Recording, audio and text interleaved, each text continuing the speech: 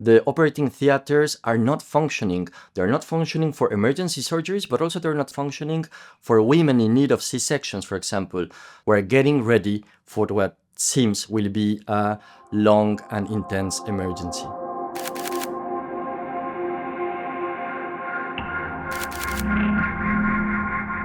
We've seen that the health system has been affected and is hampered at many levels, but one particularly concerned is the secondary level of care. These are the hospitals. So MSF teams will now focus to already palliate and bring immediate relief for offering secondary healthcare services.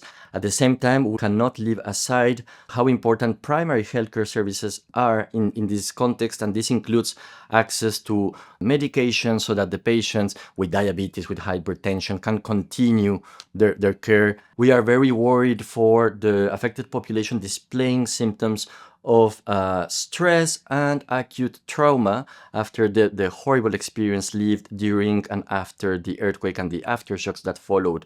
So the MSF teams have been closely working to deploy trainings for psychological first aid. It's always a complement that is required for emergency response in such a context.